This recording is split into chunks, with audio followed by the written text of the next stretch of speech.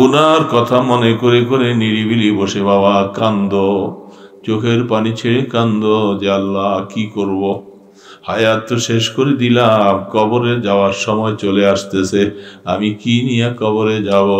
এই বাবা বড় বড় রাত্রগুলি শেষ হয়ে যাইতেছে, এখন 8টা 9টার ভিতরে বাবা শুয়ে পড়ে।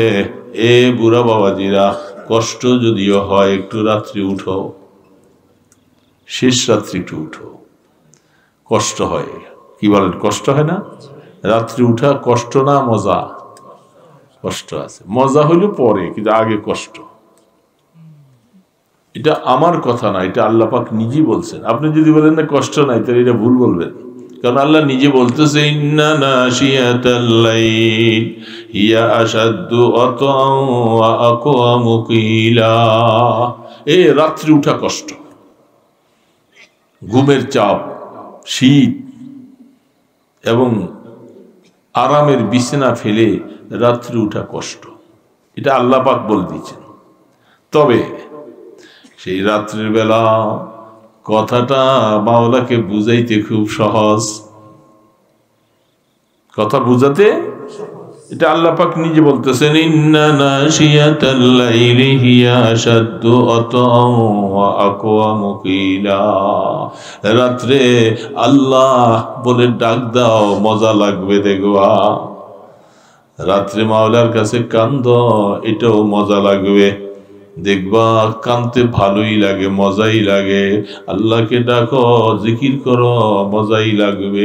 কিছুক্ষণ ঠান্ডা লাগবে, শীত লাগবে, ওযু করে কাপড় গায়ে দিয়া বসে নামাজ পড়ে এবার জিকিরে বসে যাবে। লা ইলাহা ইল্লাল্লাহ, লা ইলাহা ইল্লাল্লাহ, লা ইলাহা ইল্লাল্লাহ, ইল্লাল্লাহ ইল্লাল্লাহ ইল্লাল্লাহ ইল্লাল্লাহ ইল্লাল্লাহ ইল্লাল্লাহ ইল্লাল্লাহ ইল্লাল্লাহ।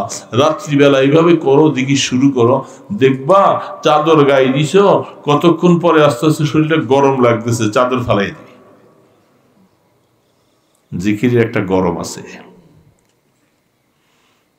তখন দেখবা আল্লাহকে বুঝানো খুব সহজ। আল্লাহ পাক রহমতের নজর দিয়া চেয়ে থাকে।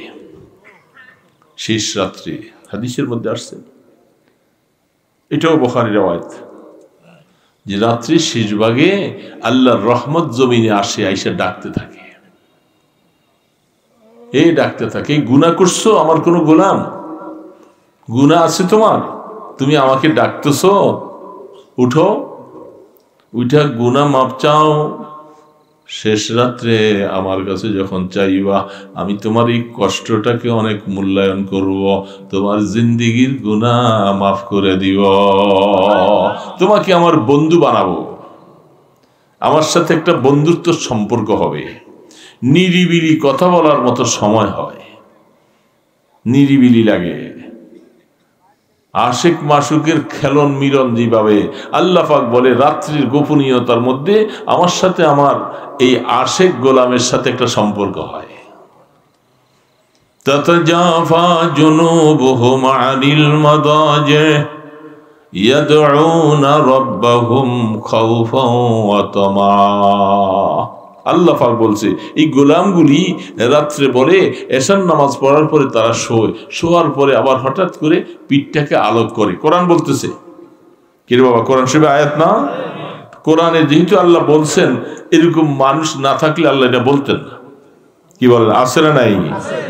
এমন মানুষ আছে, তাতাজাফা জুনুবুহুম আনিল মাদাজি, তারা আরামের বিছনা থেকে পিঠটাকে উঠাইয়া ফেলে, ওইটা নামাজের হালাতে দাঁড়াইয়া যায়, আমাকে দাঁড়ানো অবস্থায় স্মরণ করে, বসা অবস্থায় স্মরণ করে। ইয়াদউনা রাব্বাহুম খাউফান ওয়া তামা, ওইখানেও খাউফ, যে তারা আমাকে ভয় করে, ভয় লাগে যে আল্লাহর সামনে আমি কিভাবে দাঁড়াবো। আবার রহমতের আশাও করে। আল্লাহ পাক আয়াত, তুমি একটা এলান করো, আইনা ইবাদুর রহমান, রহমানের গোলামরা কোথায়? রহমানের গোলাম কার গোলাম বাবা? বলেন না আওয়াজ দিয়ে, কার গোলাম? আল্লাহ বলতেছেন রহমানের গোলাম, টাইটেলটাও এমন দিয়েছেন, রহমানের গোলামরা কোথায় তোমরা? এই কথাটা কিয়ামতের ময়দানে যখন এলান হবে, সারা ময়দানে হাসরের মানুষরা শুনবে।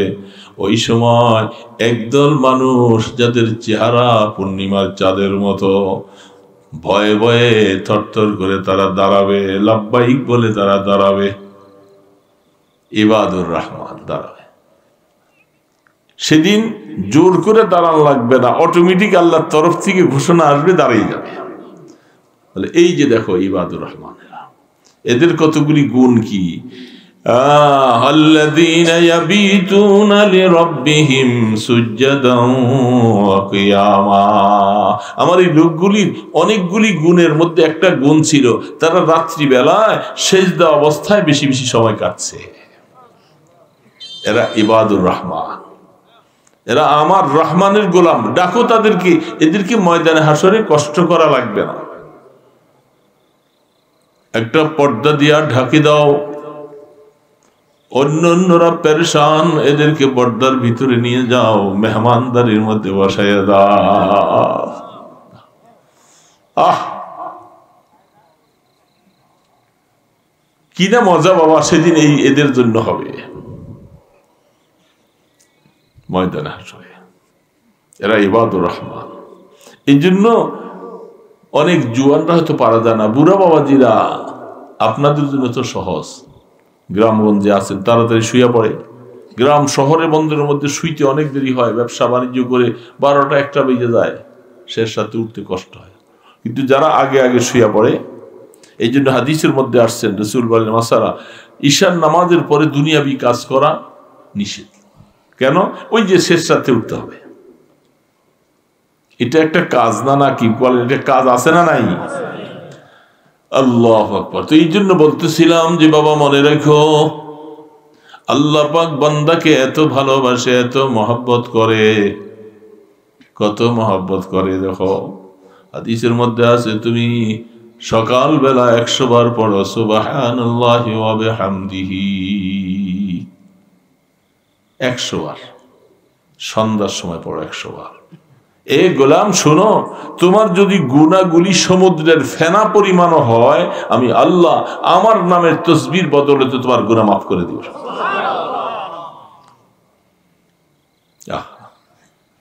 আমরা পারি না পড়তে, পারবো না, দেখি কঠিন বিষয়। গুনাহ তো মাফ করাইতে হবে দোস্ত, গুনাহ মাফ করা ছাড়া তো কোনো গতি নেই। আসামি হইয়া গেলে তো পানিশমেন্ট, দুনিয়ার মধ্যে গুনাহ মাফ করাইতে হবে। আল্লাহ পাক ছোট বাচ্চাদেরকে দেখেন, আল্লাহু আকবার, অনেক অনেক কথা। ছোট বাচ্চাদেরকে আল্লাহ পাক কথা বলার শক্তি দেয় নাই। মায়ের পেটের থেকে বাইর হইয়া দেখেন, গরু, মুরগি, হাঁস, এই সমস্ত বাচ্চা, যেগুলো কুত্তা, এগুলির বাচ্চারা হওয়ার পরেই এরা মায়ের দুধের কাছে চলে যায়। হাঁসের বাচ্চা হওয়ার পরে পানিতে ভাসে, মুরগির বাচ্চা টকটক করে খানা খায়। মানুষের বাচ্চা কিছু খাইতে পারে? কিছু খাইতে পারে না। এখন তার খানার দরকার, ক্ষুধা লাগছে, পেট ব্যথা করে, এগুলি সে কেমনে বলবে? আল্লাহ পাক বলে, আমি মানুষ জাতির জন্য এমন একটা জিনিস তাকে দিয়েছি, যে জিনিসটা আমি বেশি ভালোবাসি, সেটার নাম হলো কান্না। এটা অন্য কোনো জাতিকে দেই নাই, শুধু একমাত্র মানুষকে দিছি। মানুষের বাচ্চা পেটের থেকে পড়ার পরে ওয়া ওয়া ওয়া ওয়া মা মা বলে কাঁদতে থাকে, চিৎকার করতে থাকে।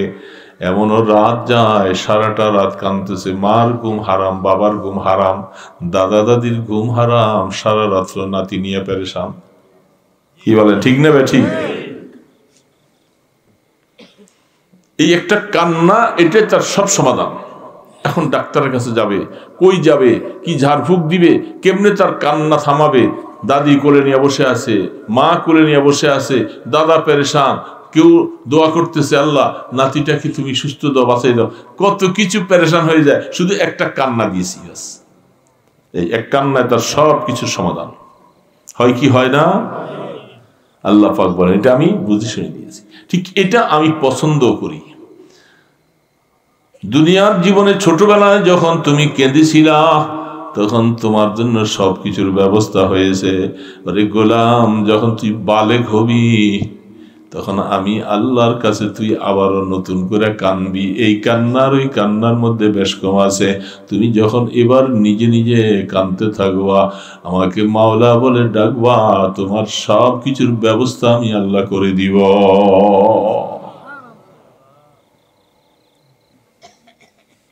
এই জন্য আল্লাহ পাক হাদিসের মধ্যে, কোরআনে অনেক আছেন, লা ইয়ালিজুন নার মান বাকা মিন খাশিয়াতিল্লাহ। যারা আল্লাহর ভয়ে কাঁদবে, আল্লাহ রসুল বলতেছেন আল্লাহ তাদেরকে আগুনে ফেলতে পারবে না। আল্লাহ পাকের রহমানিয়তের মধ্যে জোশ মারবে। আমার কাছে কান্দে আমার গোলাম, তাকে আমি আগুনে কেমনে ফেলি? এই জন্য চোখের পানি এটা বহুত বড় মোবারক। রাসূল দোয়া করেন, আল্লাহুম্মা জাআলনি আল্লাহুম্মা রযুকনি আইনাইন হাত্তালাতাইন।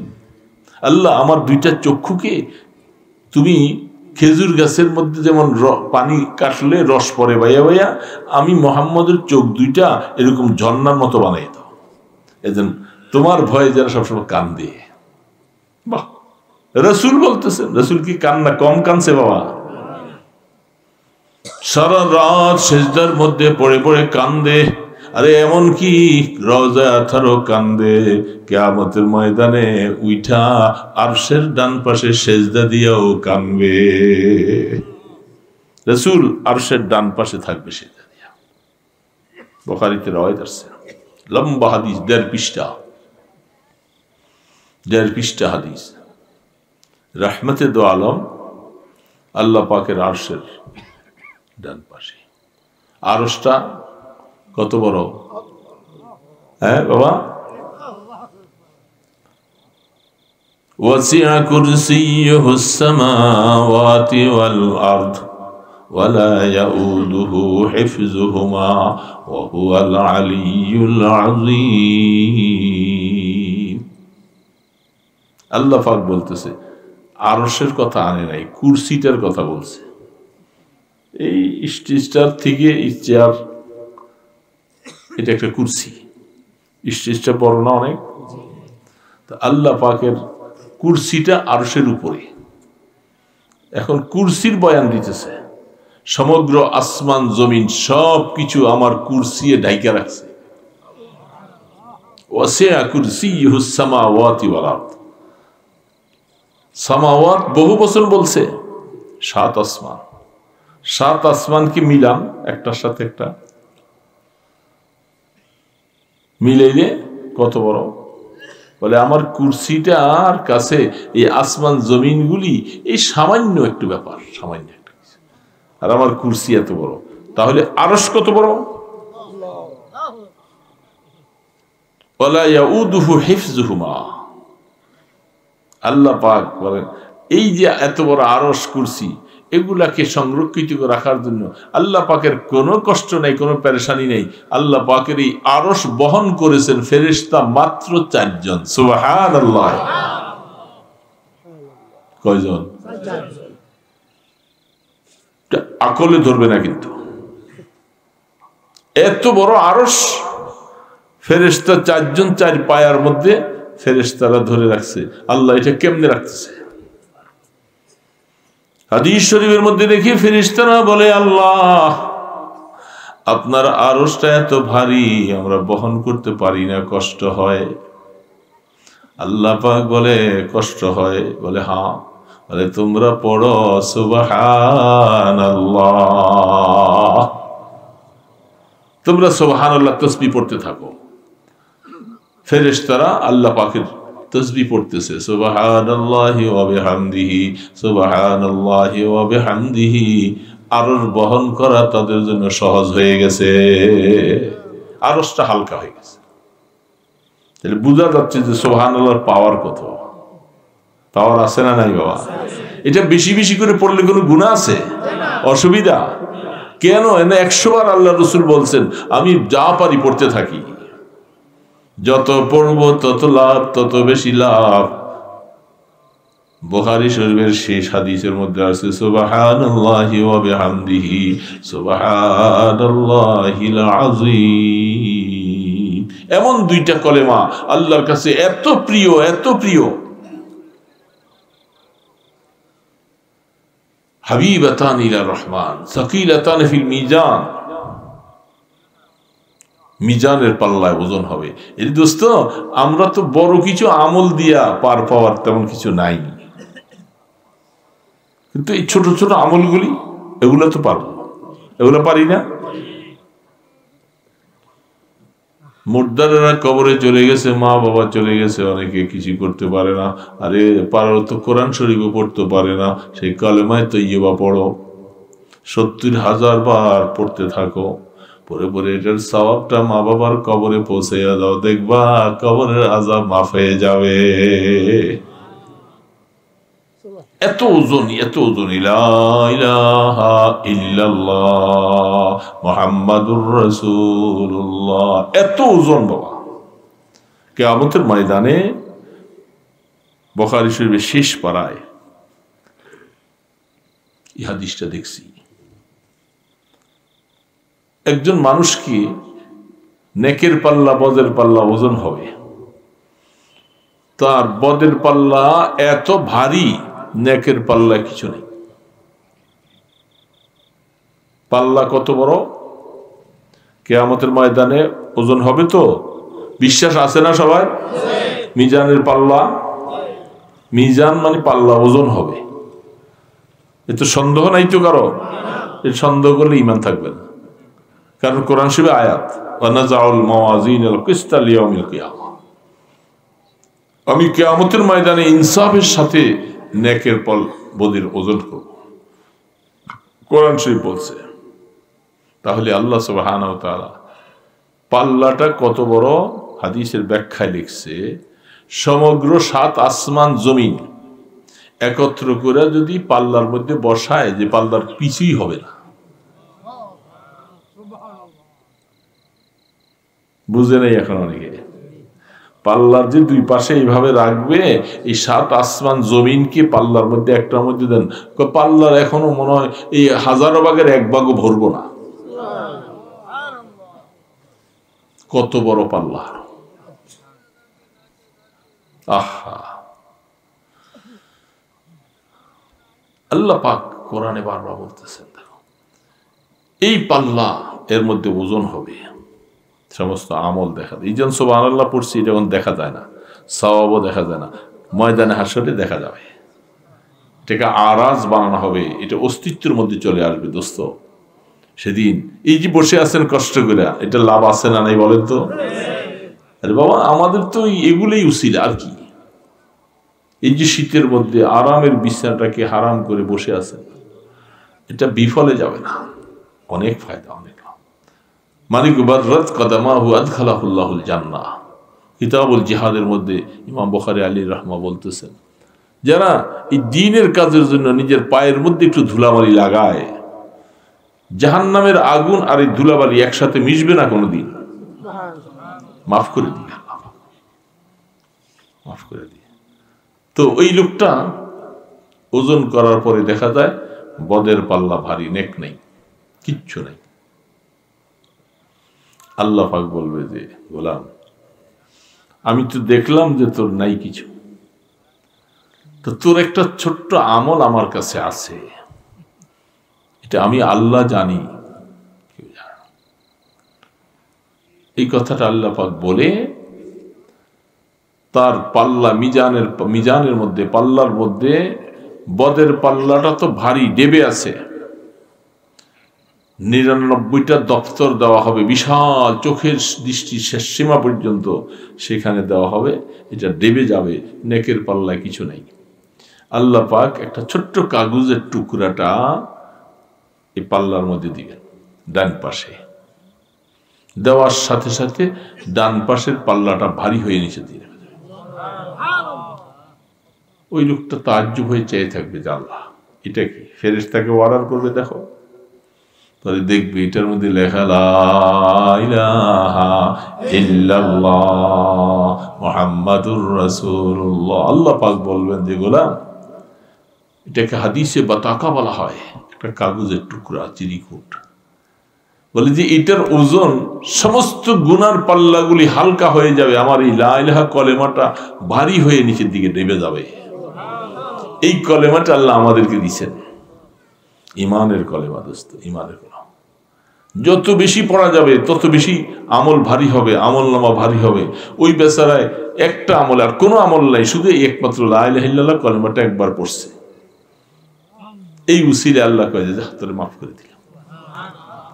দেখছেন আল্লাহ পাক আরহামুর রাহিমিন, আল্লাহ পাক আরহামুর রাহিম। আল্লাহ এত দয়ালু, এত দয়ালু, তিনি আল্লাহর বান্দাকে তিনি মাফ করতে কারো কাছে জিজ্ঞাসা করা লাগবে না। আবশিরু, আল্লাহ পাক কোরআন বলছেন আমার বান্দাদেরকে শাস্তির কথা শোনাবার পাশাপাশি সুসংবাদ শোনাইও। মরুভূমির দিকে চলছে, রাসূল করিম সাল্লাল্লাহু আলাইহি সাল্লাম হাদিসে বলছেন, এটাও বুখারীর রওয়ায়াত, সফর করতে ওটের পিঠে, ওটের মধ্যে আল্লাহ পাক এমন একটা জিনিস দিছে, সেটা কিছু পানি, তার 6 মাসের পানি ওটে তার পেটের ভিতরে ধারণ করে রাখতে পারে। ভিন্ন একটা পাত্র তার আছে, যদি পানি কোথাও না পায়, পাওয়া যাবে না, সে এখান থেকে পানি ভিতরে নিয়ে নিয়ে সে খাইয়া বাইচে থাকতে পারে।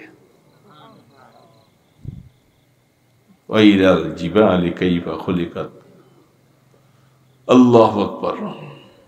এই ওট মরুভূমির জাহাজ, শরীফ ভদ্র জানোয়ার, খুব ভদ্র, সে কম খাবারে তৃপ্তি লাভ করে। গরুর মতো, অন্য জিনিসের মতো নয়, ওটে খাবার খুব কম। আরব দেশে দেখছেন সবাই।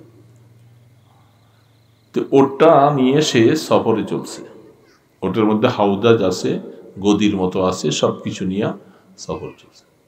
অনেক দূর রাস্তা সফর করে একটা গাছ ছিল মরুভূমির মধ্যে, গাছের নিচে একটা বিছনা করে একটু আরাম করতেছে, ওটটাকে পাশে দাঁড় করে রাখছে। ক্লান্ত অবস্থায় চোখে ঘুমাইসে গেছে, চোখ খুইলা নজর করে দেখে যে ওটটা নাই। সরাসরি সই হাদিস, ওট নাই, সে পেরেশান। হায়, আমি এখন দেশে যাব কি করে, খাবো কি, কিছুই নেই, আমার তো মরণ ছাড়া কোনো উপায় নেই। আর মরুভূমি দিয়া এই উত্তপ্ত গরম বালির মধ্যে পা দিয়া চলার মতো কোনো ক্ষমতা নাই। মাল কি মাল। অনেক আশপাশে খোঁজাখুঁজি করলেন, নজর করে দেখলেন ওট নাই। রাসূল পাক সাল্লাল্লাহু আলাইহি সাল্লাম ইরশাদ করেন, উম্মত নৈরাশ হয়ে গেছে, আমার আর বাঁচার কোনো পথ নাই। গাছের নিচে আইসা মৃত্যুর মোরাকাবা করে বলছেন, জীবনের শেষ কলেমা পড়ে আসে, শুয়ে পড়েছে, এই অবস্থায় মৃত্যু হয়ে যাবে। আমার দেশবাসীও খবর পাবে না, বাড়িওয়ালারা কেউ খবর পাবে না, আমি শেষ। চোখটার মধ্যে হঠাৎ করে তন্দ্রার ভাব আসলো, চোখ খুলেছে, চোখ খুলে দেখে যে তার ওটটা তার শিয়রের পাশে দাঁড়িয়ে আছে। সে তাড়াতাড়ি উঠা, শরীরে শক্তি নেই, পিপাসায় কাতর হয়ে গেছে, উইটা ওটের লেগাম ধরে খুশিতে কি যে বলতে শুরু করেছে, তার জবানের ঠিকঠাক নেই, সব আল্লাহর কাছে এমন ভাবে বলতেছে, আল্লাহ তুমি আমার মনিব, আমি তোমার গোলাম। এটা বলতে যাই সে কত আরো কিছু বলতে শুরু করছে। খুশি, হারানো ওট পাইছি, জীবনটা ফিরে পাইল। আল্লাহ রসুল হাদিসের মধ্যে লিখে, এ আমার উম্মতেরা শুনে রাখো, ওই লোকটা হারানো ওটটা পাইয়া যা খুশি হয়েছে, আমি রাসূল আল্লাহর জাতের কসম খাইয়া বলি, তুমি গুনাহ করেছ, তওবা করে যদি বারবার করে আল্লাহর কাছে ফিরে আসো আর তওবা করতে থাকো, আল্লাহ আমি ভুল করেছি, আমাকে মাফ করে দাও, আমার আল্লাহ বলে ওই ব্যক্তি হারানো ওট পাইয়া যা খুশি, আমার ভুলা বান্দা আমার কাছে আসলে আমি বেশি খুশি হইয়া যা। ই দরগাহে মা দরগাহে না উম্মীদ নীত, সদবার अगर तौबा शिकस्ती बाजा बाजा। আল্লাহ পাক বলে আমার এই দরবারের মধ্যে কোনোদিন নৈরাশী নাই, কেউ নৈরাশ হয়ে যাইও না, আসো আসো ফিরে আসো, 100 বার তওবা করেছো, ভেঙে ফেলছো, আবার ফিরে আসো, আমি আল্লাহ মাফ না করলে কে করবে, তুমি ফিরে আসলে আমি তোমার সব গুনাহ মাফ করে দিব।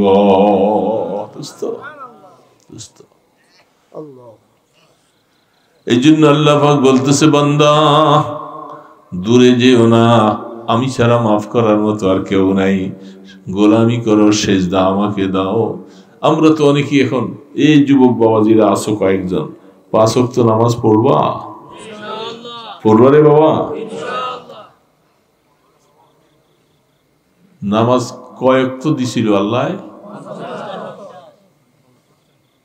আপনারা তো শুইনা শুইনা বলতেছেন, আমরা হাদিসের মধ্যে দেখে বলতেছি। আমি গতকালও বুখারী শরীফ পড়েছি, দেখতেছি, এগুলি দেখতে হয় আমাদের ছাত্রদেরকে পড়াইতে। লম্বা হাদিস, আহা কত লম্বা হাদিস, 50 ওয়াক্ত নামাজ। আর সর্বশেষ কি হিকমতটা লাগাই দিছেন আল্লাহ, মাঝখানে কেন মুসা ইসলামকে দাঁড় করাই দিলেন? আবার সেখান থেকে আসেন, জিবরিল আলাইহিস সালাম সাথে আছে, জিবরিল আলাইহিস সালাম আসে, আর তিনি 50 ওয়াক্ত নামাজ শুনে রাসূল খুশি। কিন্তু মুসা ইসলাম বারবার বলতেছিলেন, যেটা আপনারা শুনেন, তিনি আল্লাহর কাছে পাঠাইছেন 9 বার, প্রতিবারে কমাইছে 5 নং 45। তাহলে আল্লাহর কাছে আল্লাহর বন্ধুকে প্রথমবার বিদায় হয়ে যাওয়ার পরও আবার কয়বার নিছে? বাহ, দেখছেন কি হিকমত!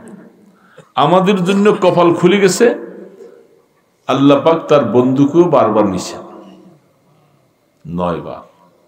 শেষবারের সময় মুসা ইসলাম বলছিলেন যে আমার উম্মতের নামাজ ছিল মাত্র 2 ওয়াক্ত, আমিও এটা দেখছি আমার উম্মত এই 2 ওয়াক্ত পড়ে না, তা আপনার উম্মত এত দুর্বল, কমজোর, হায়াত কম, ওরা 5 ওয়াক্ত নামাজ কেমনে পড়বে?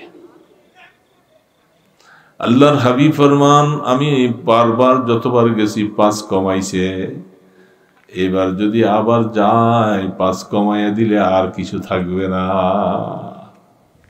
এই জন্য ইস্তাহিয়াইতু, আমি শরম লাগতেছে, লজ্জা লাগে আল্লাহর কাছে আবার যাই এই কথা বলতে। আল্লাহ সুবহানাহু ওয়া তাআলার সাথে সাথে বলতেছে, ও আমার বন্ধু, আমি আল্লাহ ওই জাত, ওই সত্তা, কোনদিন আমার জবান 2 রকম হয় না। আমি যখন 50 ওয়াক্ত দিয়েছিলাম, এটাকে পাল্টাবো না, 50টাই থাকবে, প্রতি আল্লাহু আকবার 5-এর সাথে 10 যোগ করে দিলাম। নামাজ পড়বে 5 ওয়াক্ত, সওয়াব দিব 50 ওয়াক্ত। বুখারী শরীফ হাদিস সরাসরি। তাহলে আমরা নিশ্চিত আল্লাহ রসুলের কথা অনুযায়ী 5 ওয়াক্ত নামাজ পড়লে সওয়াব দিতেছেন আমাদের আমলনামায় 50 ওয়াক্তের। আর যারা নামাজটা পড়লো না, কত ক্ষতি, বহুত ক্ষতি না? 50 ওয়াক্ত নামাজের সওয়াব থেকে মাহরুম হয়ে যাচ্ছি। এই জন্য যুবক বাবাজিরা, তোমাদেরকে অনেক সময় আমি বলে থাকি অনেক কথায়, শয়তানের ওয়াসওয়াসায় পড়ে, বন্ধু বান্ধবের আড্ডায় পড়ে তোমরা নামাজটা ছেড়ে দাও। নামাজ ছাইরো না। পারবা না ইনশাআল্লাহ? শীতের দিন ওযু করতে একটু কষ্ট, পারবানি কষ্ট স্বীকার করতে? যত কষ্ট তত মজা বেশি। হত্যের মধ্যে কষ্টের মধ্যে মজা আছে। তো রাত্র অনেক হয়ে গেছে, ঠান্ডা শীত। আমি এটি বলছিলাম, আসলে কেমনে কেমনে জানি প্রোগ্রামটা যাওয়ার কথা ছিল আপনাদের এখান থেকে ওই বিপাড়া, শরীর অসুস্থ, এত ঝামেলা, এত ব্যস্ততা, এত প্রোগ্রাম পারি না। এই সকালবেলা 10টা-12টা পর্যন্ত কাকরাইলে ছিলাম মশওয়ারায়, রাত্রে 3টা বাজে বাসায় আসছি, আবার সকালে বড় সেদিকে যাওয়া, বিশ্রাম করার সময় নেই, এই জন্য স্বাস্থ্য দিচ্ছে না। আমরা খুব মুসিবতে আছি এখন, বিশাল বড় মুসিবতে আছি। দাওয়াতে তাবলীগের এত বড় একটা সুন্দর কাজটা এখন বড় কঠিন হয়ে গেছে। এখন যারা আমাদেরকে এইভাবে আমাদের ভাইদেরকে শহীদ করে ফেললো, যাদেরকে রক্তাক্ত করে যাদেরকে হাত পা ভাঙিয়ে দিছে, আমাদের 3টা ভাই 4টা ভাই শহীদ করে দিছে, এটা কি সাধারণ ব্যাপার? এখন এরা আমাদের উপরে এইভাবে বারবার করে অন্যায় জুলুম করতেছে, আর আমরা বারবার সবর ধৈর্য করতে করতে আর কত ধৈর্য ধারণ করব। এই জন্য সকালবেলা সমস্ত ওলামায়ে কেরাম মশওয়ারা বসছিল যে এখন এই শুক্রবার থেকে তাদের হলো 14 দিন আর আমাদের হলো 28 দিন কাকরাইল, এটা ভাগ করে দেওয়া হয়েছে ওই মারামারির পরে। ওই সরকারের আমলে সাদপন্থীদেরকে দিছে, তারা থাকবে কাকরাইলে 14 দিন, আমাদের ওলামায়ে কেরাম এরা টঙ্গী চলে যাবে, আবার সেখানে 28 দিন 14 দিন পরে ওনারা ফিরে আসবে, আমাদের ভাগ হলো 28 দিন, তারা চলে যাবে। এই অবস্থাটা চলছিল। এরা টঙ্গীর ময়দানে যে মাদ্রাসা আছে, মাদ্রাসার ছাত্র ওস্তাদকে যেইভাবে মারছে, গেট ভাঙ্গিয়া তাদের ভিতরে যে আক্রমণ, লড ঢুকাই দিছে পায়ের মধ্যে, পিটাইয়া হাত পা গুলি ভাঙ্গিয়া ফেলছে। দোস্ত, আমরা তো দেখতেছি না অবস্থা, আমরা কাছে নাই। এই জন্য যাদেরকে এতভাবে কঠিন ভাবে এই যে ছুরি দিয়ে এইভাবে যে পোজ দিছে, এই জায়গাটা পুরাই জায়গাটা ফাঁক হয়ে গেছে। যারা এখনো বেঁচে আছে, যাদেরকে মাইরে ফেলছে তাদেরকে তো কিভাবে মারছে এটা আপনারা তো শুনছেন বহুত কিছু। ছুরি পেটের ভিতরে ঢুকাইয়া এভাবে ঘুটাইয়া তারপরে এই দিক থেকে ওই দিকে বাইর করছে, নামাজের মধ্যে ছিল। এইভাবে তারা এখন আমাদেরকে, এবং তাদের মৌলভী সাদ বলছে যারা সাদকে আমির মানবে না তাদেরকে হত্যা করা ওয়াজিব। বলেন নাউজুবিল্লাহ। তো আমরা তো মানি না কেউ, তাহলে আমাদেরকে মাইরা ফেলানো ওয়াজিব। এই জন্য তারা আমাদেরকে মারতেছে, যাদের যেখানে পায় সেখানে মারবে, মাইরে ফেলবে। এখন এদেরকে কি আর কাকরাইলে থাকতে দেওয়া যায়? এখন এই নিয়ে মহা সমস্যা। এখন তারা আসবে, আমাদের উপদেষ্টারা বুঝতে চায় না, যেহেতু তারা সন্ত্রাসী দল, তারা এখন আর তবলিগি দল নাই, এরা হলো সন্ত্রাসী দল, এরা মানুষের খুনি। শেখ হাসিনা যেরকম খুনি ছিল, তারা ওরকম খুনি। এই জন্য এদেরকে আর রাখা যায় না। এখন আমরা সিদ্ধান্ত দিয়েছি, এখন এটা বললেই তো হবে না। এখন আমাদের কাকরাইলের মধ্যে লোকগুলি আছে, মাদ্রাসা আছে, এখানে ছাত্র আছে, ভাইয়েরা আছে অনেকে, তারা এসে অস্ত্র শস্ত্র তারা এখন জড়া হইতেছে আশপাশে বিভিন্ন মসজিদে। এখন এই জন্য আমাদের পক্ষ থেকে সিদ্ধান্ত হলো বৃহস্পতিবার থেকে শুক্রবার 3 মাইল এরিয়ার ভিতরে আমাদের যারা দাওয়াতে তাবলীগের ভাইয়েরা আছে তারা সহ, মাদ্রাসার ছাত্ররা শুক্রবারে সহ, তারা সকলেই এখানে আশপাশে থাকবে। সবাই কাকরাইল সহ বিশাল বাহিনী নিয়ে আমরা যারা আমাদেরকে হত্যা করছে তাদেরকে অ্যারেস্ট করা যদি 24 ঘন্টার ভিতরে না হয়, তাহলে আমরা যে বসবো, আমরা ঢাকা অচল করে দিব, আমরা আর উঠবো না, আমরা সেখানে বসে থাকবো। সরকার তুমি এখন কি করবা। এই সিদ্ধান্ত সকালবেলা আমাদের মশওয়ারা হয়েছে, হইয়া সাংবাদিক সম্মেলন হলো। সাংবাদিক সম্মেলন পর্যন্ত আমি থাকতে পারিনি, চলে আসছি। তো দোস্ত এখন আমরা এমন কঠিনতম পরীক্ষায় আসছি, এরপরে টঙ্গী প্রথমটা, তারা দ্বিতীয়টা। যেহেতু তারা এখন আমাদেরকে হত্যার মতো কাজ যখন ঘটাইছে, এদেরকে টঙ্গী ইজতেমা আর করতে দেওয়া হবে না। এই জন্য সারা দেশ থেকে ডাক আসবে, কাকরাইল থেকে ওলামায়ে কেরামের পক্ষ থেকে ডাক আসতে পারে। এটা এখন সোজা আঙ্গুল ঘি এইভাবে উঠবে না। এখন সকলকেই প্রত্যেকটা এলাকার মধ্যে নিজেদের ঈমানি চেতনা নিয়ে আল্লাহর নবীর এই তরিকাকে ধরে রাখতে হবে, সবাইকে জিহাদি ভূমিকা রাখতে হবে, আর নরম হওয়া যাবে না। পারবেন আপনারা? এই জন্য অবস্থা সরোয়ার্দী উদ্যানে আমরা কি একটা অবস্থা, রাত্রিবেলা বিকালে মাহফিলে যেতে হয়, এই সকালে মুশাওয়ারায়, দুপুরের পরে মুশাওয়ারা, পরামর্শ, এগুলি করতে করতে করতে করতে নিজের অবস্থা একেবারে খুব জীর্ণ শীর্ণ হয়ে গেছে, পারি না। এই সামান্য অল্প কয়েকদিনের ঘোষণায় আমরা সরোয়ার্দী যে ইয়েটা হয়েছিল, সেখানে সরকারের টনক লড়ছে যে আসলে এদের সাথে এত ঘষাঘষি করে পারা যাবে না। কিন্তু তারা এত আতিরা, মানুষ যদি হয় 10 জন, এরা মিডিয়ার কাছে প্রচার করে আমরা আছি 10,000। তারা মিথ্যা বলার মধ্যে স্পার্ট। এই জন্য আমরা যারা যেখানে আছি, যদি মুরব্বীদের পক্ষ থেকে, কাকরাইল থেকে ডাক আসে, পরামর্শ আসে, আমরা আমাদের জানমাল নিয়ে আমরা ইনশাল্লাহ সামনে এগিয়ে যাওয়ার জন্য প্রস্তুত আছি তো সবাই ইনশাল্লাহ। কারণ আল্লাহর জমিনে এখন এইভাবে নাহক চলবে।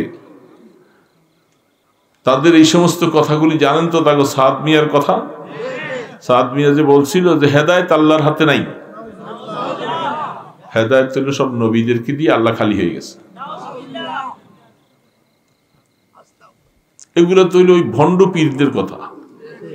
বান্ডারি ভণ্ড পীর যারা আছে, তারা বলে আল্লাহর দন খাজারে দিয়া আল্লাহ গেছে খালি হইয়া, বলে না? এই কম বক্ত এই খাড়াসও বলতেছে, খবিসে বলতেছে আল্লাহ পাকের কাছে কোনো হেদায়েত নেই, নবীদেরকে দিয়ে দিছেন, আল্লাহ খালি। মাদ্রাসায় পড়াইয়া বেতন নেই কিছু। আমরা এটা বেশ্যাদের টাকার থেকে আরো খারাপ। কত খারাপ কথা, অবস্থা। এ হলো ইহুদিদের দালাল। এটা বুঝবেন না আপনারা। অনেক সুপরিকল্পিত ভাবে ইসরায়েল তারা সফর করছে অনেকবার, সেখান থেকে তাদের ব্রেন ওয়াশ করে দিছে। মুসলমানদের ভিতরে তুমি এই কথাগুলি চালু করো, তোমার যত টাকা লাগে আমরা দিব। এইভাবে সেই ট্যাবলেট খাই আইসা সে এখন ইসরায়েল আর মোসাদের সহযোগিতা নিয়ে আমাদের দেশে এই কাম শুরু করছে। আর ফ্যাসিস্ট সরকার এলো, মুদি হইলো এর বন্ধু, মুদি আর তার বন্ধু, দুই বন্ধু একসাথে হইয়া আমাদের বাংলাদেশটাকে অস্থিতিশীল করার জন্য সব ষড়যন্ত্র করতেছে। আমাদের উপদেষ্টারা যদি না বুঝে, তাহলে ওই হাসিনার মতো পতন অবস্থা তাদেরও হবে। এই জন্য মনে রাখবেন, আমরা হকের পক্ষে আছি না ইনশাআল্লাহ। এই সাতপন্থীদের কোনো কাজ কোন এলাকায় হতে দেওয়া যাবে না। তারা এখন সন্ত্রাসী, এরা হলো খুনি দল, এরা তবলিগি দল না। মসজিদে দাঁড়ায় তোমাদের এই তবলিগের কথা বলা তোমাদের জন্য জায়েজ হবে না, তোমাদের কথা কেউ মানবে না। পারবেন তো ইনশাআল্লাহ? আল্লাহ সুবহানাহু ওয়া তাআলা মেহেরবানি করে আমাদেরকে ঈমান নিয়ে বেঁচে থাকার তৌফিক দেন, বাতিলের মোকাবেলা করার মতো তৌফিক দান করে। আস্তাগফিরুল্লাহাল্লাযী লা ইলাহা ইল্লা হুয়াল হাইয়ুল কাইয়্যুম ওয়া আতুবু ইলাইহি। আস্তাগফিরুল্লাহাল্লাযী লা ইলাহা ইল্লা হুয়াল হাইয়ুল কাইয়্যুম ওয়া আতুবু ইলাইহি। লা হাওলা ওয়ালা কুওয়াতা ইল্লা বিল্লাহিল আলিয়্যিল আযীম। আল্লাহুম্মা সাল্লি আলা মুহাম্মাদিন ওয়া আলা আলিহি ওয়া আসহাবিহি ওয়া বারিক ওয়া সাল্লিম। اللهم صل على محمد وعلى آله وأصحابه وبارك وسلم. الحمد لله رب العالمين. الصلاة والسلام على أشرف الأنبياء والمرسلين. يا حي يا قيوم برحمتك نستغيث. يا رحمن يا رحيم يا غفار يا ستار ইয়া যাল কুওয়াতিল মাতিন। আয় আল্লাহ, কনকনে শীতের মধ্যে আল্লাহ আপনি দেখতেছেন এই বুড়া বুড়া মুরব্বীরা, আল্লাহ যুবকেরা, আল্লাহ ওলামায়ে কেরাম সকলে আরামের বিছানাকে হারাম করে আল্লাহ প্যান্ডেলের নিচে বসে আমরা মিসকিনের মতো দুইটা হাত তুলেছি। আল্লাহ আল্লাহ দয়া করে আমাদের হাতগুলি কবুল করে নাও। আল্লাহ আমাদের গুনাহগুলি মাফ করে দাও। আল্লাহ আমরা ফিতনার জমানায় আসছি। আল্লাহ আমাদের ঈমানের হেফাজত করো। আল্লাহ আল্লাহ দয়া করে মেহেরবানি করে সমস্ত গুনাহগুলি মাফ করে দাও। আল্লাহ আল্লাহ কবরে নেওয়ার আগে আগে গুনাহ থেকে পাক করে দিও। আল্লাহ আল্লাহ কবরে নিয়ে আমাদেরকে মাইরেন না মাওলা, কবরের মধ্যে আগুন জ্বালাই দিয়েন না মাওলা। আল্লাহ আমাদের এই চেহারার মধ্যে আগুন জ্বালাই দিও না খোদা। আমরা এই কপাল দিয়ে আপনাকে সেজদা করেছি। আল্লাহ আল্লাহ এই জবান দিয়ে আমরা আল্লাহকে আল্লাহ বলে ডাকছি। আল্লাহ আল্লাহ আপনি মেহেরবানি করে আমাদের এই চেহারার মধ্যে আগুন জ্বালানো থেকে হেফাজত করে রাখেন। আল্লাহ আল্লাহ কিয়ামতের ময়দানে আমল নামা ডান হাতে দিও। আল্লাহ আল্লাহ হিসাবের কড়াকড়ি করো না মাওলা। আল্লাহ পুলসেরাতকে বিজলির মতো পার করাইয়া দিও। আল্লাহ আল্লাহ আমরা আপনার জান্নাত চাই মাওলা, আমাদেরকে জান্নাতুল ফিরদাউস নসিব করে দিও। আল্লাহ এ মাওলা রহমানুর রহিম, জান্নাতে গেলে আপনার দিদার মিলবে। আল্লাহ আল্লাহ আমাদেরকে জান্নাত থেকে মাহরুম করে দিয়েন না। আল্লাহ আল্লাহ আমাদের মা বাবাকে মাফ করে দাও। আল্লাহ আমাদের দাদা দাদি, আমাদের নানা নানি, শ্বশুর শাশুড়ি সবাইকে মাফ করে দাও। আল্লাহ আল্লাহ সবাইকে দয়া করে মেহেরবানি করে রহমতের কবর বানিয়ে দাও। আল্লাহ কিয়ামতের ময়দানে একসাথে জান্নাতের বাসিন্দা বানাই দিও। আল্লাহ আমাদের ছেলে মেয়ে বিবি বাচ্চা সবার গুনাহ মাফ করে দাও। আমাদের সন্তানগুলাকে নেককার বানাইয়ে দাও। আল্লাহ যুব সমাজগুলাকে হেদায়েত দিয়ে দাও। আল্লাহ তাদেরকে রহমতের হাতে ধরে নাও। আল্লাহ আল্লাহ তারা যেন হকের পক্ষে কাজ করতে পারে তৌফিক দাও। ঈমানি চেতনা বাড়াইয়ে দাও। আল্লাহ ইয়া আল্লাহ এই সাতপন্থীদের ষড়যন্ত্র থেকে বাংলাদেশকে হেফাজত করো। আল্লাহ আল্লাহ ঈমান আমানের হেফাজত করো। আল্লাহ আয় আল্লাহ অনেক প্রবাসীরা আয় আল্লাহ এই কাজকে আঞ্জাম দিয়েছেন। আল্লাহ তাদেরকে তুমি মেহেরবানি করে রহমতের জিন্দিগি নসিব করে দাও। প্রবাসে তাদেরকে শান্তিতে কাজ কারবার করার তৌফিক দান করে দাও। আয় আল্লাহ আবার সুস্থতার সাথে মা বাবার কোলে ফিরিয়ে দিও। আল্লাহ আল্লাহ আল্লাহ যারা এই মাহফিল আয়োজন করে যারা সহযোগিতা করেছেন আল্লাহ সকলের দানকে কবুল করে নাও। আয় আল্লাহ এই এলাকার মধ্যে এই গ্রামবাসী সকলের কবরস্থানকে তুমি রহমতের দ্বারা ভরপুর করে দাও। আল্লাহ আয় আল্লাহ ঘরে ঘরে নামাজি বানাইয়া দাও। মা বোনদেরকে পর্দানশী ওলাদেরকে আল্লাহ তুমি আবেদা সালেহা বানাইয়ে দিও। আল্লাহ আয় আল্লাহ এই গ্রামের মধ্যে রহমত নাজিল করো। আল্লাহ সমস্ত নুরানি মাদ্রাসা গুলাকে সহিভাবে তালিমের ব্যবস্থা করে দাও। আল্লাহ আয় আল্লাহ মুসাফির আপনার কাছে হাত তুলেছি। আল্লাহ আল্লাহ আমাদের দোয়াগুলি কবুল করে নাও। আল্লাহ আমাদের দোয়াগুলি কবুল করো। আল্লাহ আয় আল্লাহ সোনার মদিনায় আমাদের দুরুদ ও সালামের হাদিয়া পৌঁছাইয়া দাও। আল্লাহ আপনার ইসমে আজমের উসিলায় আমাদের দোয়াগুলি কবুল করেন। সাল্লাল্লাহু তাআলা আলা খায়রি খালকিহি মুহাম্মাদ ওয়া আলা আলিহি ওয়া আসহাবিহি আজমাইন বিরহমাতিকা ইয়া আরহামার রাহিম।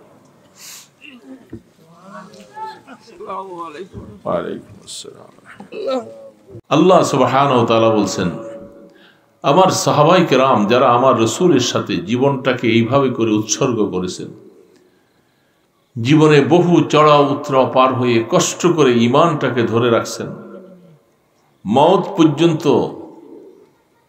দ্বীনের উপরে টিকে ছিল, আমি আল্লাহ তাদের সম্পর্কে আয়াত নাযিল করলাম, হে রাসূল আপনি শুনিয়ে দেন, আমি আল্লাহ তাদের উপরে রাজি হয়ে গেছি। রাদিয়াল্লাহু আনহুম ওয়া রাদু আন, এবং আমি আল্লাহ যে তাদেরকে যা দিয়েছি তারা এগুলি সব পাইয়া আমার উপরে তারাও রাজি হয়ে গেছে। এই যে আমি আল্লাহ তাদের উপরে রাজি হয়েছি, তারা আমার উপরে রাজি হয়েছে, এটার মূল কারণ একটা জায়গা, যালিকা লিমান খাশিয়া রাব্বাহ। শুধু এই জিনিসটা তারা কেন পেয়েছেন? একমাত্র আল্লাহ পাককে তারা ভয় করে করে হায়াত কাটাইত। কি করে ভাই? আল্লাহ পাকের ভয়, এটা সবচেয়ে বড় জিনিস। কি ভয় আল্লাহ পাকের? যে আল্লাহ পাকের কথা না মানলে তিনি রাগ করবেন, তিনি নারাজ হয়ে যাবেন, আমার জীবনের জন্য সবচেয়ে বড় ক্ষতিকারক সাইট হলো যে আল্লাহ নারাজ হয়ে যাওয়া। সারা দুনিয়ার মানুষ যদি আমার প্রশংসা করে, আমার কোনো ফায়দা নেই, কোনো লাভ নেই। যদি আল্লাহ আমার পক্ষে থাকেন, বাস আমার জন্য যথেষ্ট। আর আল্লাহ বিপক্ষে, সারা পৃথিবী আপনার পক্ষে থাকলে কোনো লাভ নেই। এজন্য দোস্ত, আমি ছোট্ট আয়াত তেলাওয়াত করেছি। আল্লাহ রাব্বুল আলামিন কোরআনে বিভিন্ন আয়াতে বলছেন, ওয়াম্মা মান খাফা মাকামা রাব্বিহি ওয়া নাহান নাফসা আনিল হাওয়া ফাইন্নাল জান্নাতা হিয়াল মাওয়া ওয়ালিমান খাফা মাকামা রাব্বিহি জান্নাতান فبأي آلاء ربكما تكذبان। আল্লাহ পাক বলতেছেন, হে আমার মোমেন বান্দাবান্দি, শুনে নাও, আমি কোরআন নাজিল করে তোমাদের কাছে খবর পৌঁছে দিয়েছি। এই জিনিসটা অর্জন করো, তোমাকে আর কোনো চিন্তা করা লাগবে না। মওতের পরে জিন্দেগি তোমার কি হবে, কোনো টেনশন করা লাগবে না। কি অর্জন করো? ওয়াম্মা মান খাফা মাকামা রাব্বিহ, কিয়ামতের ময়দানে আল্লাহ পাকের সামনে হিসাব দিতে উঠা লাগবে। এই কথাটা মনের ভিতরে ভয় রেখে হায়াত কাটাও। আল্লাহ পাকের সামনে উঠা লাগবে, উঠা লাগবে না? উঠলে সেখানে কত হালাত, মাঝখানে অনেক কিছু। কিয়ামতের ময়দানে উঠার পরে অনেক কিছু আছে না? এই কথাটা যারা মনে রেখে হায়াতটা কাটায়, কিয়ামতের ময়দানে শুধু উঠবো এটাই না, সেখানে হিসাব নিকাশ আছে। ময়দানে হাসরের দীর্ঘ সময়, দুনিয়ার 1000 বৎসর আখিরাতের একদিনের সমান। তাহলে কত লম্বা হায়াত সেখানে চলবে, শেষ হবে না। পুলসারাত আছে, মিজান কায়েম হবে, হিসাব নিকাশ হবে, আমল নামা দেওয়া হবে, এত কিছু ব্যাপার আছে কিয়ামতের ময়দানে। সমস্ত ব্যাপারগুলির কথা আল্লাহ পাক স্মরণ করে বলছেন, তুমি একটা জিনিস অর্জন করো, খাউফে খোদা, খাশিয়াতুল্লাহ, আল্লাহ পাকের খাশিয়াত তুমি অর্জন করো। আমি যে আল্লাহর সামনে কি নিয়ে যাব, আমি আল্লাহকে কি দেখাবো? কিছু না কিছু লাগবে তো দোস্ত, লাগবে না?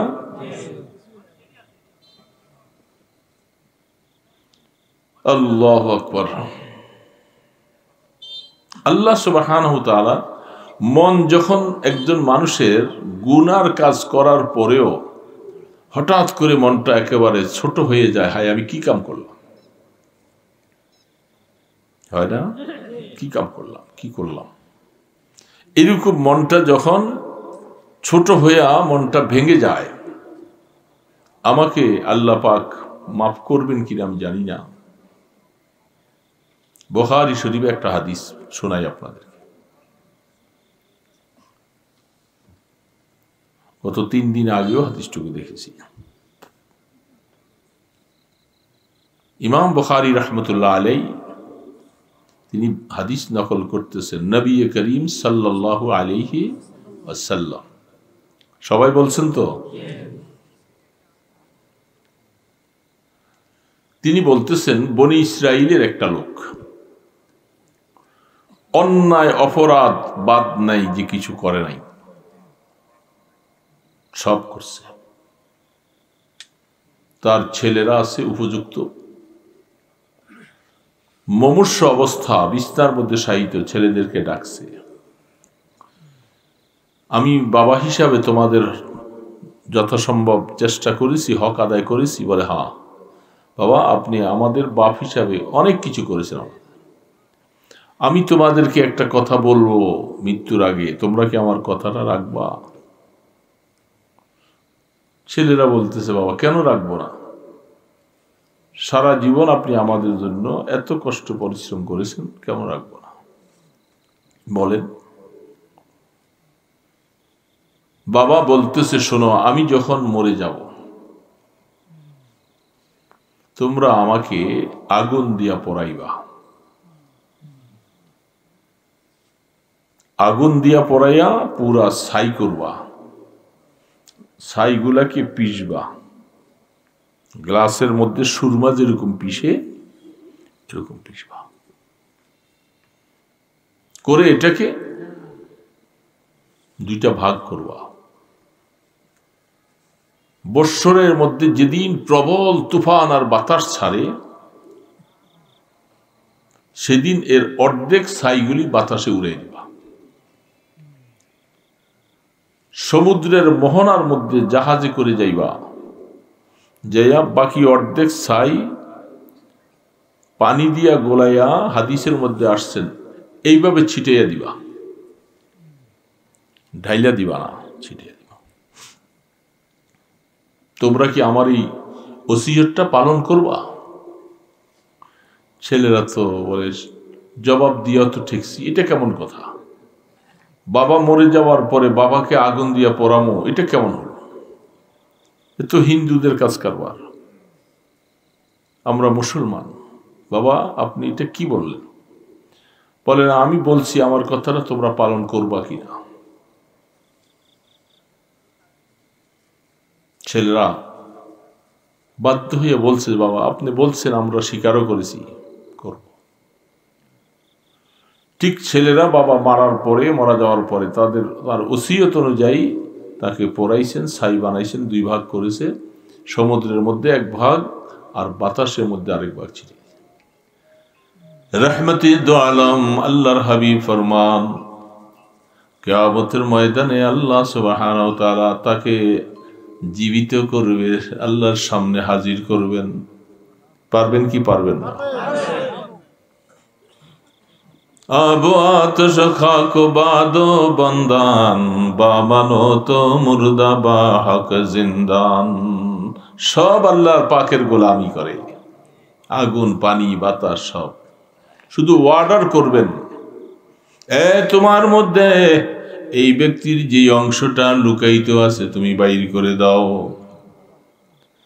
আল্লাহু আকবার। কোরআনে এই সমস্ত আয়াত অভাব নাই, অনেকগুলি আয়াত।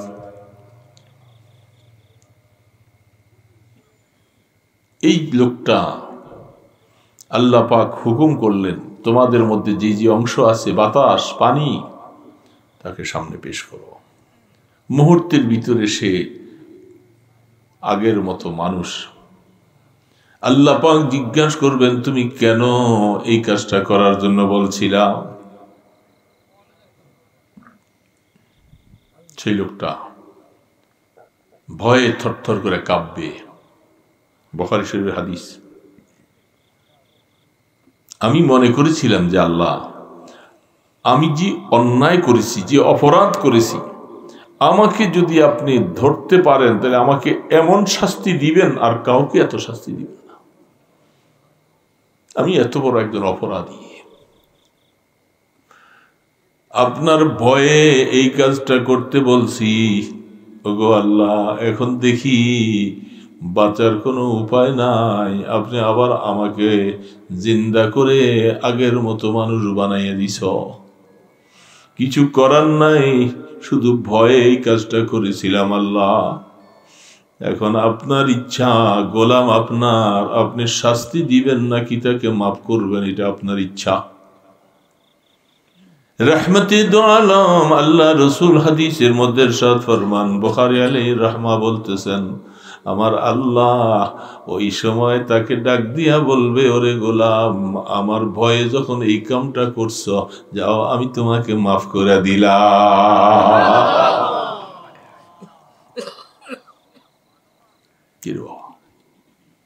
আমার আল্লাহ পাকের রহমত, আকল হয়রান হয়ে যায়, আকল হয়রান হয়ে যায়। আমরা আল্লাহ পাকের এই রহমত পাওয়ার আশা আছে না নাই? আমাদের কাছে কোনো কিছু নেই, আছে নাকি? अल्लाह सुब्हानाहु व तआलार सामने भय करो गिरियाए बासिदक बर जहां जाना ताके अर्श परशरा नाला कुनात ए निजेर गुनार कथा स्मरण करे दुई फोटा चोखेर पानी छाड़ो खुदार बंदा निरिबिली बसो कारो उपरे भरोसा नाई भरोसा एकमात्र आमार मौलार उपरे अल्लाह তুমি বানাইছো আমি গোলাম তোমার তোমার শান মতো কিছুই করতে পারি নাই এখন কবর দেশে যাওয়ার মতো সময় হয়ে গেছে বুড়া হয়ে গেছি এক পা কবরে চলা গেছে কখন ডাক আসবে বলে যায় না ঠিক না এই কথাগুলি নিরিবিলি বসে বসে মাওলার কাছে কান্দো চোখের পানি ছাড়ো আমার আল্লাহ পাক বলে বান্দা এই চোখের পানিকে উসিলা করে আমি তোমাকে মাফ করে দিব আনা ইনদাল মুনকাসিরাতি কুলুবুহুম আমি অন্তর ভাঙাওয়ালাদের সাথে থাকি হাদিসে কুদসি আল্লাহ পাক নিজে বলেন অন্তর ভাঙাওয়ালার সাথে আমি থাকি অন্তর ভাঙা কাকে বলে বলে অন্তর ভাঙা হয় গুনাহ হয়ে গেছে নিরিবিলি বসে এখন ভয়ে কলিজাটা ফাইটা যায় কি হবে কবরে কি হালাত হবে ময়দানে হাসরে কি হবে এই কথা বলে বারবার করে চোখের পানি ছাড়ে আর ভয়ে ভয়ে কাঁপে এটাকে বলা হয় অন্তর ভাঙা আল্লাহ পাক হাদিসে বলছে আনা ইনদাল মুনকাসিরাতি কুলুবুহুম আমি যাদের দিলটা এরকম আমার কাছে আইসা ভাঙিয়া গেছে আমার ভয়ে আমি আল্লাহ তাদের সাথী হইয়া যাই বুঝছো তাদের সাথী এই জন্য আল্লাহ অন্তর ভাঙাকে পছন্দ করেন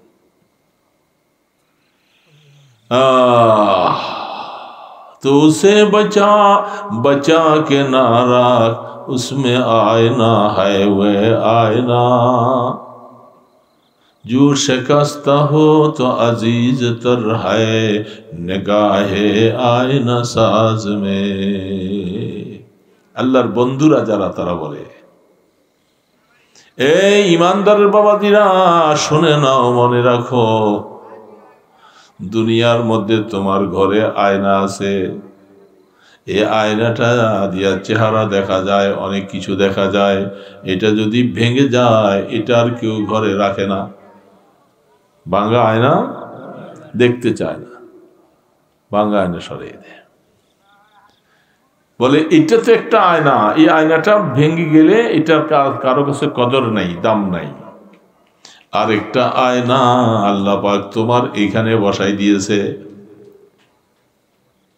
যেটাকে কলব বলা হয় কলবুল মুমিনিনা আরশুল্লাহ মুমিনদের কলব এটা আয়না এটার মধ্যে সবকিছু ধরা পড়ে যায় হ্যাঁ কলবের মধ্যে কলব যেদিকে পাল্টে সেদিকে হয় এটার মধ্যে সবকিছু ধরা পড়ে যায় এই আয়নাটা তুমি এটাকে যত বেশি ভাঙবা দুনিয়ার আয়না ভাঙলে ফেলে দেয় আর এই আয়নাটা যদি তুমি ভাঙতে পারো এই আয়না বানানেওয়ালা এটাকে অনেক বেশি দামে খরিদ করে নেয় এটা ভাঙো ভাঙো